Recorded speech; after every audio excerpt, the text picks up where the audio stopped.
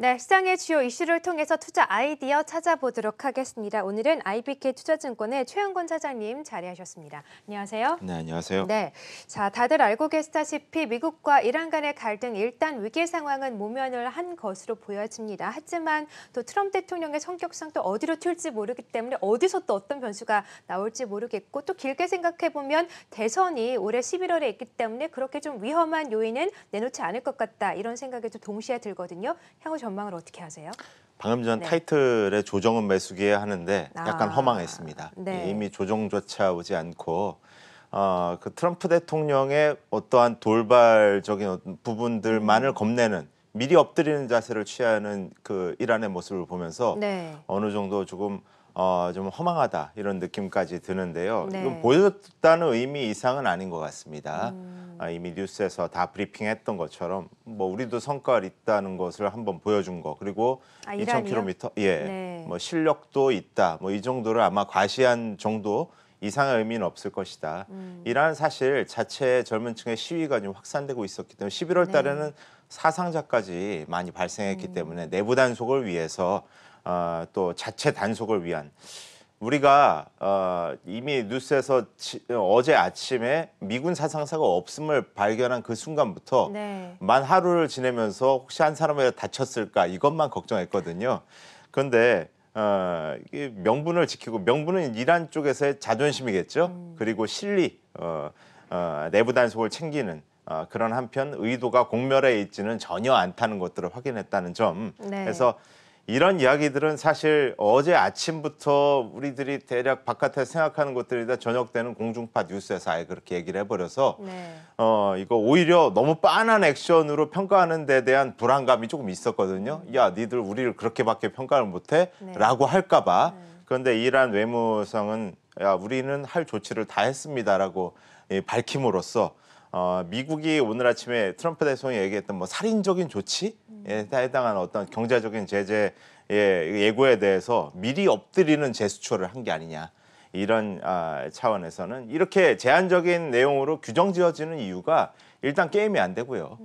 10분의 1도 못 되는 경제 규모 그리고 대선 전에 민주당의 비난 속에서 무력 시위, 무력 충돌로 이렇게 비화할 이런 일들이란 아예 없다는 거죠. 경제 제재로 끝날 것이 워낙 자명했던 일이었다. 이렇게 그냥 가볍게 정리할 수 있는 사안인 것 같습니다. 네, 어제는 뉴스가 좀 전해지면서 굉장히 분위기도 무겁고 시장도 크게 충격을 받았는데 또 가볍게 넘어가야 될 이슈였다라고 또 정리를 해주시니까 어제 참 허망했다, 허무했다라는 표현이 딱 맞는 표현인 것 같아요. 자, 그래도 어쨌든 시장이 어제 하락을 그대로 극복을 하고 올라온다는 점은 정말 다행인데 그러면 1월 효과에 대한 그런 기대감은 여전히 유효한 것인지 1월 시장 전략은 어떻게 가져가야 되는지 궁금하네요. 그렇죠. 네. 조정에 대한 그 대응은 이미 오늘은 이제 허망한 일이 돼버렸지만 그냥 시장 캐릭터를 이해했다는 차원의 의미가 있는 것 같습니다. 네. 왜냐하면 오히려 크게 얘기하면 한마디로 그냥 전문가가 불필요해진 시장이 더 확실해지지 않나. 네. 대충 던져서 한 6, 7할 이상의 승리를 할 수 있는 장이 오지 않나 이런 생각을 해보는 거고요. 그런 이슈들을 무역 협상도 그리고 이런 중동 이슈도 국제적이며 지역적인 이런 이슈로 귀결적으로 결국 협상 귀결에 무게가 실릴 수밖에 없는 이런 부분들은 위험자산 선호의 미국 유럽발 이런 네. 경향들이 워낙 확실하기 때문에 그렇군요. 어제 시장에서 이미 우리가 봤잖아요. 네. 삼성전자, 하이닉스가 잡아줬던 이런 네. 시장 분위기를 유로존의 경제지표 개선세도 워낙에 화창한 상태이고 그래서 경기 기대로 이런 리스크들을 모두 불식 가능한 상황이다. 이렇게 볼 수 있을 것 같습니다. 네. 우리는 수출 개선, 반도체 단가 회복 여기에다 베팅하는 게 맞다고 보는 거죠. 네, 그러니까 대외적인 요건에 좀 출렁이긴 했지만 어쨌든 그 요건들이 조금씩 완화되어 가고 있기 때문에 내부 단속을 통해서 펀더멘털이나 수출 개선 문제에 더 집중을 해야 될 시기다 이런 말씀이신 것 같아요. 그러면 또 저희가 또 어떤 업종을 공략을 해봐야 되는지 이 부분도 궁금한데 사실 지금 가고 있는 업종이 뭐 반도체라고 해도 과언이 아니잖아요. 근데 반도체 종목들 거의 뭐 조정받지도 않고 어제 조정을 줬지만 오늘 계속해서 상승세 뛰고 있어서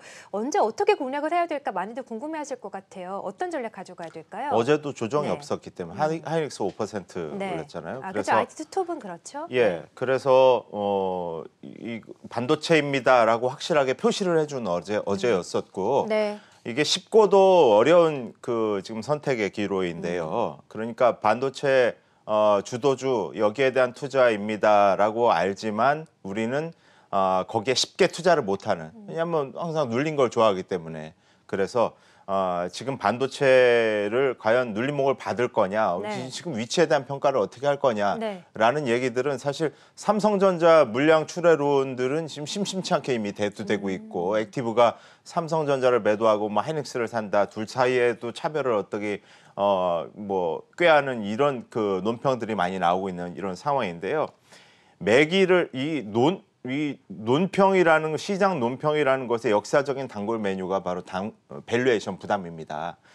그래서 매기를 예상하는 범주에서는 이건 타당한 부분이 맞아요. 하지만 직관적으로 그 저렴하다, 비싸다 여기에 근거해서 매기가 이동할 거다라는 예측을 하는 것은 펀더멘탈을 보는 그 기본에 다음 순서 정도밖에 안 된다고 봐요. 이건 분석 영역이 아닌 거죠. 그래서 지금 마이크론이 이번 주에 급등하면서 그 이유가 목표가가 크게 올랐잖아요. 40% 올렸었고 반도체 업황에 대한 의심은 우리가 불식하셔야 된다는 생각을 하고요. 네.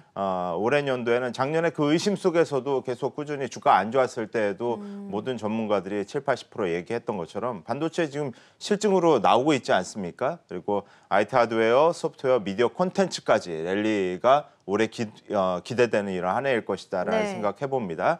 그리고 이 소부장 같은 경우는 이 정책자금 설명회가 있었어요 최근에. 네. 소재 부품 장비. 예, 네. 소부장주에는 정책이기는 뭐 없다 이런 격언도 있습니다만 정책과 유동성이 같이 할 것이다라는 생각을 해본다면 네. 반도체 IT는 실적으로 가는 업종이면서 정책이 함께한다. 네. 얼마나 쉬운 선택인가 다시 한번 주지하셔야 될 것 같습니다. 그래서 반도체 행보만 놓고 이것을 주로 논의하는 것도 중요한 일이지만 지금 네. 시장에서 반도체에만 그 매기가 있을 건지 아니면 그 이외의 섹터로도 좀 옮겨갈 건지 이게 어찌 보면 더 중요한 일이라고 네. 어떻게 한다면 보시는 거예요? 최소한 반도체 그렇다면 네. 최소한 반도체에 대한 경계만큼은 최소한 거두셔야 되지 않나 네. 이런 말씀을 드려보는 겁니다. 네, 뭐 어제 오늘 시장을 보더라도 반도체에 대한 경계감은 일단 좀 해소가 된 것으로 보였는데 좀 여쭤보고 싶었던 건 조정을 받을 것인가 이 부분이었는데 어떻게 보세요? 그럼 조정을 안 받고 계속해서 상승 랠리를 펼칠 것이니까 지금이라도 또 매수에 들어가도 된다고 보시는 거예요? 예, 그렇게 네. 보는 거고요. 네. 조정이 오면 매수, 조정이 안 와도 매수 뭐 이렇게 보고 있습니다. 그렇군요. 반도체 업황에 대한 긍정적인 기대감과 함께 전략을 함께 짜봤고요. 그러면 또 최근에 이슈가 됐던 업종군 중에 하나가 바로 또 화장품 업종들 아니겠습니까? 한학령 기대감과 또 시진핑 주석의 방한 이슈 때문에 이런 종목군들도 상승세 기록을 했었는데 이런 종목군은 어떻게 보세요? 그게 이제 네. 이슈에 의해서 부각되고 네. 이슈보다 펀더멘탈이 사실 내부에 자리 잡은 업종이라고 지금 평가를 할 수 있을 것 같습니다. 네. 뭐냐면 면세 화장품 쪽에서는 통상 이게 추석 이후에 비수기예요. 10월, 11월, 12월 이 4분기 지금 실적 자체가 전년 대비 30% 이상 지금 나아진 그 개선된 모습을 지금 보여주는 중이라 네. 이 비중의 70%를 담당하고 있는 고가 화장품을 보는 거고 그 고가 화장품을 보면 그 라인업인 아모레퍼시픽이나 LG 생활건강을 그렇죠. 보는 거고 네. 그래서 아모레퍼시픽이 30대 대 중반, LG 생활건강 20대 대 초반이라고 하면 밸류 보면서 LG 생활건강을 더 선호하게 되는 거고요. 네. 또 미디어 콘텐츠 이거는 거의 개화의 모멘텀이라고 왜냐하면 막혀있던 길이 뚫리는 거기 때문에 네. 그래서 워낙 또 고생해 있는 상처가 뭐 깊은 이 섹터 아니겠습니까? 주가로 네. 볼 때 그래서 한외령이나 외국 콘텐츠 종합 규제, 이 편수 규제 같은 것들이 포함된 이것은 지속될 것입니다. 한한령이 없어지더라도 그래서 그러나 크게 개념치 않는 것은 지난 2016년의 추억, 태양의 후예 때, 예, 그때 비록 콘텐츠 편수는 줄었지만 단가가 확 올라갔었던 우리 경험들이 있죠.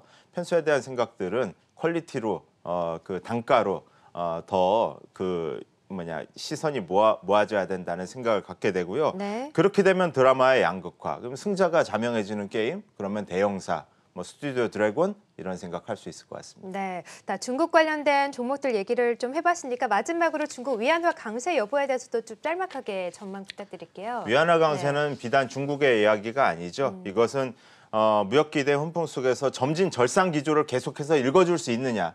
그렇게 됐을 때 코스피 방향성에 대한 연동될 수 있는 기대라고도 말씀을 드렸습니다. 네. 그래서 그 기대를 지속하기 위해서 양국 간의 합의의 이행이 중요한데 이 합의의 핵심이 환율 조성에 있다는 것들을 주지할 필요가 있습니다. 왜냐하면 2천억 불 더 중국이 미국 거 산다고 했는데 2천억 불도 이제까지 2017년, 18년에 2천억 불이 못 됐었거든요, 수입량이. 네. 그럼 뭐 2배를 생산할 겁니까? 1, 2년 개런티하는 거 가지고 설비 투자 늘리고 인력을 늘려가지고 그렇게 할 수 없다는 거죠. 네. 단가의 문제가 또 될 수 있다라고 한다면 단가는 결국 위안화 강세로서 가격 왜곡을 피해야 된다라는 귀착점에 도달한다는 차원에서 네. 위안화 강세는 정치적인 니즈가 있는 부분이고 네. 이것은 결국 우리나라 증시, 신흥 증시에도 전반적인 모멘텀을 제공해 줄 것이다. 이렇게 정리하시면 될 것 같습니다. 네, 자 시장의 이슈 체크해봤고요. 최은건 차장님과 함께했습니다. 고맙습니다.